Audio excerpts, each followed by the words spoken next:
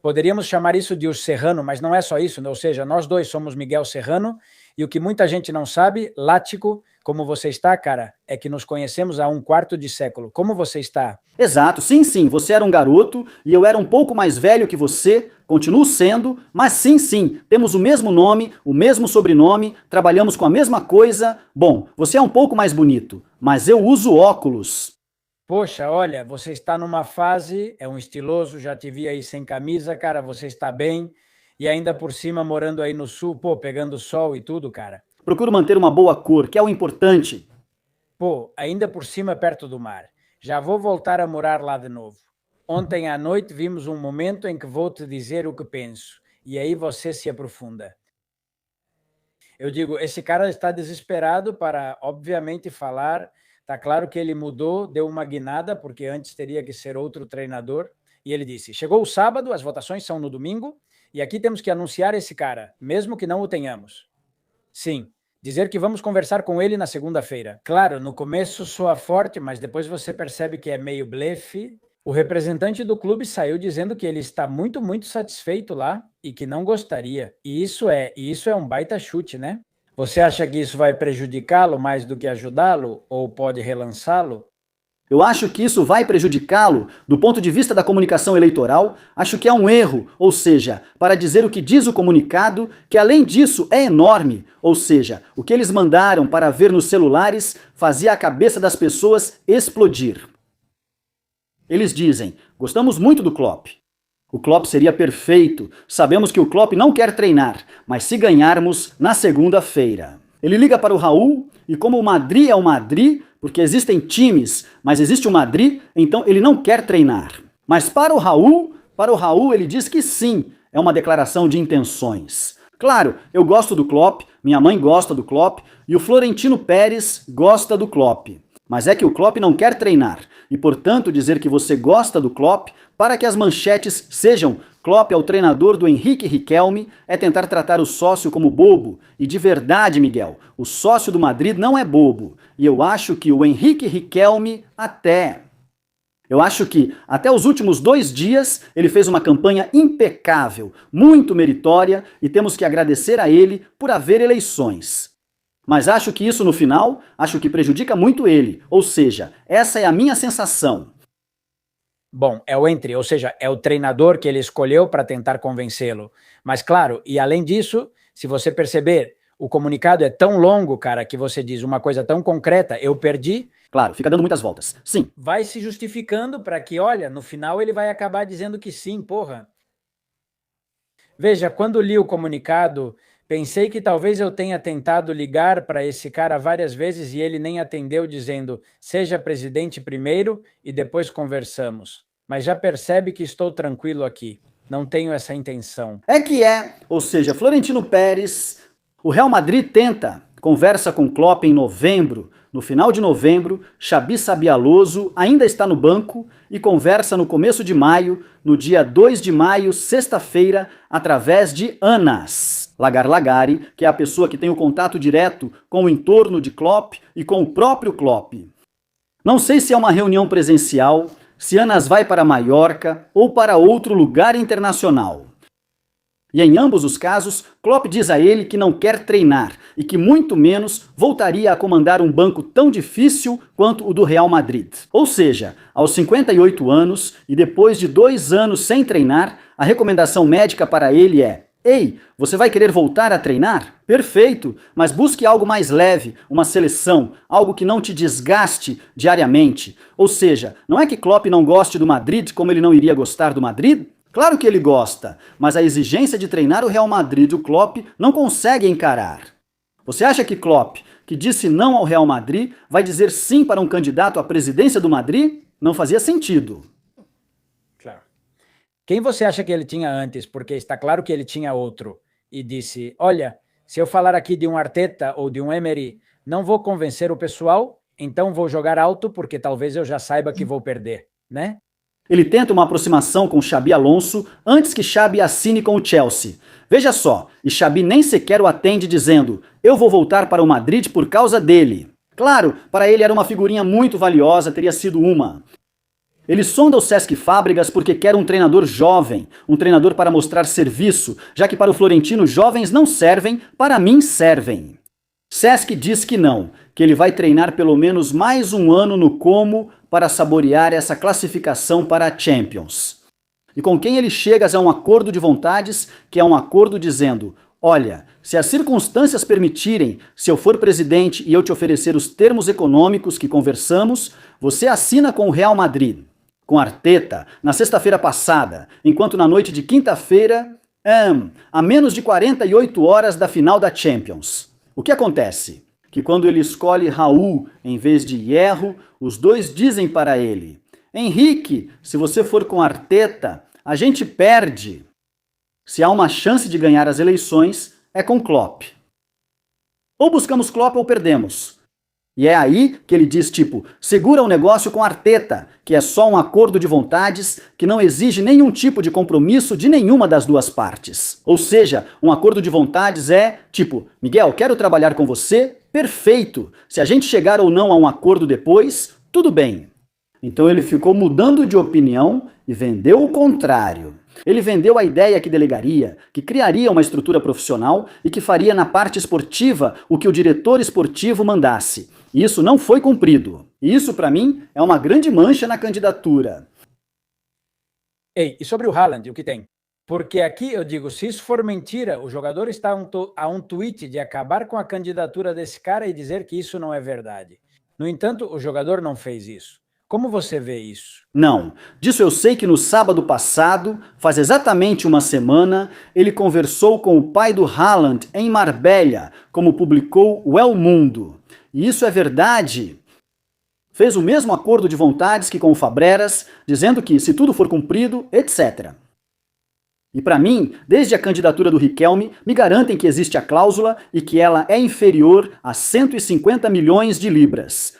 É uma cláusula muito pagável, Miguel. Muito, muito pagável. Sim, muito. Além disso, já faz 3 dias que estou procurando no site do City o comunicado oficial. Não tem comunicado oficial. Correto, correto. Há uma negativa de um porta-voz anônimo citado por jornalistas. Ou seja, ontem e anteontem no site do City tinha a primeira parte de uma entrevista com o presidente do City dizendo: sabemos o projeto de futuro que temos, sabemos o que vamos comprar, o que vamos vender. Porra, você solta um comunicado dizendo: Manchester City nega categoricamente. Erling Haaland tem cláusula de liberação. Todo o resto é mentira. Não sabemos fazer, reservamos ações legais. Coloque isso no site, em um comunicado curto de 3 ou 4 parágrafos. Não teve. E se você vê a negativa de Rafael Apimenta, acho que é textual. Tudo isso é divertido, mas não é verdade. Boa sorte aos 2 candidatos. Isso é uma negativa? Vamos lá. É totalmente falso dizer que Erling Haaland tem acordo com Henrique Riquelme. Pedimos que o candidato às eleições de Madrid se retrate ou tomaremos medidas legais para proteger nossa privacidade. Isso é uma tentativa de intimidação, tá? Isso é uma negativa. O outro é que é engraçado, mas não é verdade. Sim, é verdade que ele diz que não é verdade, mas eu sei que o que o Mutia disse não é verdade. Mas eu tenho certeza sobre o caso do Haaland, por isso o tabelião vai fazer a ata, ou para os candidatos do Florentino. Isso é uma negativa? Negar um acordo com Henrique é dizer que ele não existe, mesmo já estando fechado. Se dizem que há essa cláusula, devo acreditar até o City negar oficialmente? Por isso teria bastado ele dizer ao treinador, fiquem tranquilos, ou seja, vamos atrás do melhor e tal. E se como neste caso, e além disso, dá para perceber pelo comunicado que ainda não falaram com ele, claro, era para ter parado por aqui, né? Porque, veja, no sábado de jornada de reflexão, como nas eleições gerais, é possível fazer esse anúncio. Fazer isso discretamente e de forma premeditada na sexta-feira também achei estranho. Sim, porque você é jornalista. Você sabe que na sexta-feira à tarde os jornais fecham as portas, encerram porque sexta-feira à tarde, nos jornais esportivos, eu trabalhei 20 anos no Marca. É o dia mais tranquilo. Normalmente, sim, tem um jogo na sexta-feira que é o Alavés contra o Osasuna e fica uma pessoa fechando essa página, mas o resto das coisas acontecem na sexta-feira antes do almoço. Nunca acontece nada numa sexta-feira assim, pode haver um falecimento, evidentemente. Mas se não, é um dia em que ninguém vai desmentir ninguém. Na verdade, se você olhar as reações de ontem à noite ao comunicado de Riquelme, são zero. São as palavras do pessoal do Jürgen Klopp, ditas por um jornalista alemão, mas não tiveram repercussão porque não deu tempo. Então, o momento da eleição é bom, mas ao contrário das eleições gerais, hoje, sábado, não há silêncio eleitoral. O Real Madrid marca as eleições para sexta, mas no sábado os candidatos têm liberdade. Assim, Henrique Riquelme ainda pode dar mais 7 entrevistas se ainda tiver fôlego, entende? Não, ele não tem problema em ir ao telejornal da manhã, da tarde e da noite. E como você acha que vai ficar a situação? Você é daqueles que pensa em 80, 90 a 10, 80 a 20, ou acha que vai ser um pouco mais equilibrado? Veja, é argentino, com certeza, né?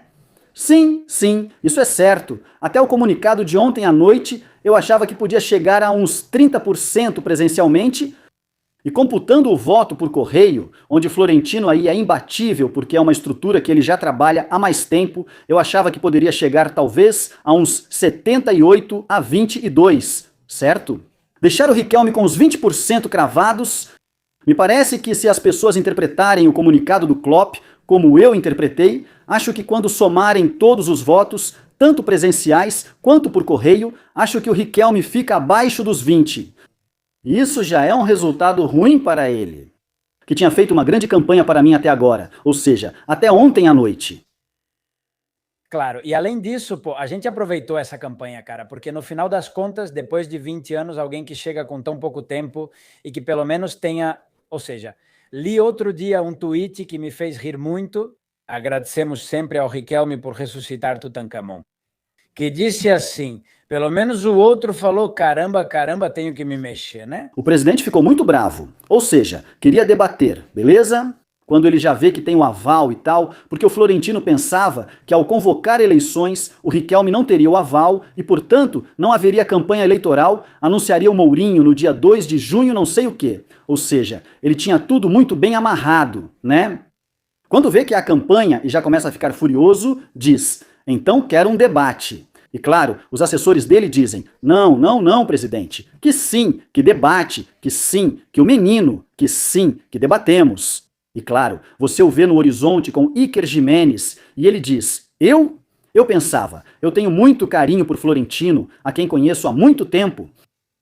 Que não, ou seja, que não debata. Não por nada, mas porque faz muito tempo que está longe da mídia, faz muito tempo que está isolado. E então, você perdeu aquela flexibilidade e aquele jogo de cintura que tinha. E eu acho que isso, a campanha a gente tem que agradecer ao Riquelme e as eleições também, e me parece que se não fosse pelo que aconteceu ontem à noite, poxa, aí, pra mim, ele é um candidato sério. Vou votar nele ou não vou votar nele? Vou gostar mais ou menos do projeto de clube dele, da visão dele ou da escolha pessoal dele para os cargos, mas me parece que, poxa, ele não é o Juanito Navarro, sabe? Querendo promover suas obras. Como assim? De onde eu tirei isso? Claro, eu vivi na época do Juanito Navarro, Mendoza contra o Cia, é que claro, quando a gente... Sim, Santiago. Bom, para o Madrid, esse era, assim sim, o projeto Universo, que era uma torre gigante, beleza? Que tinha em cima restaurantes giratórios, mas claro, isso se coloque 30 anos atrás, ou seja, 30 anos atrás... 30 anos? Isso é para ver e se impressionar. Acho que isso nos trouxe um pouco daqueles anos maravilhosos de volta. Pois é, totalmente, cara. Olha, eu não vou poder votar, mano. Eu saio em algumas horas para os Estados Unidos, para o Mundial, e no final... Mas não pense que é fácil, quer dizer, porra, nesses 2 últimos anos eu fiquei bem chateado com o Madrid e com o que aconteceu. Então eu digo, já era. Para que correr atrás de voto pelo correio se não dá mais tempo? Você tinha a sensação de que não importava em quem votasse, quem ganhava era o Florentino, e portanto, sim, eu tive essa sensação. Eu votei ontem. Também por correio, eu já tinha solicitado no tempo certo, o voto chegou para mim na segunda-feira e eu fiquei com o voto em cima da mesa até segunda, terça, quarta. Caramba, já marquei o horário. Aqui no cartório é mais rápido e o processo é um saco ir ao cartório, mas leva 1 minuto, por isso as candidaturas têm. E eu pensava, caramba, o presidente agiu mal nos 2 últimos anos, agiu mal porque fez realmente mal. Mas claro, é que o legado dele é imbatível. Ou seja, a melhor figurinha da campanha era a própria figurinha do Florentino. E no final você diz, tanto faz, E o projeto de separar a filial com o futebol e o basquete e privatizar 5% da filial, para mim não parece ruim. O que me parece é que ele está explicando mal. Mas quando chega o momento de levar isso para a Assembleia e depois para o referendo, as pessoas vão entender que o que vai acontecer é que o Madrid vai continuar sendo um clube esportivo. E que a gestão dos ativos que dão dinheiro vai ser externalizada para uma filial, da qual nós, os sócios, vamos ser donos de 95%. E se daqui a 5 anos for preciso abrir mão de mais 5% e ser dono de 90% em troca de mais 2 bilhões de euros, Miguel, então que seja bem-vindo. Porque no final, sócios como você e como eu não somos donos de nada. Eu sou titular de cadeira cativa e tenho meu carnê, meu lugar, mas na verdade ser sócio do Madrid é mais pelo carinho ao clube do que por ser proprietário de alguma coisa. Nós não decidimos se Florentino quer contratar Olise ou quer contratar Vitinha. Quem decide é Florentino e seu conselho de administração, que é a diretoria, e o diretor-geral. E essa é a realidade. Exatamente. Mesmo que prometessem 100 mil paus, nunca veríamos esse dinheiro. Não, olha, não. Se fossem transferíveis, olha, se me dessem uma participação e eu pudesse vender para Ana Lagari, ou se você quisesse comprar, eu aqui publicamente te ofereço. E mais, eu te deixo por 95 mil porque a gente se conhece. Porque pra mim tá ótimo, porque eu já vi um barquinho que vai ficar muito bom por 95 mil. Bom, 90 mil pro barco e 5 mil pra gasolina. Se quiser, falamos sobre Florentino no seu canal na segunda parte da colaboração. Miguel Serrano nunca disse isso, claro, porque parece que estou cumprimentando ou me despedindo aqui. Um grande abraço e a gente se vê lá no seu canal. Um prazer. Curta, compartilhe e inscreva-se nos 2 canais como o Miguel pede. O canal dele está crescendo. Até o próximo vídeo. Tchau.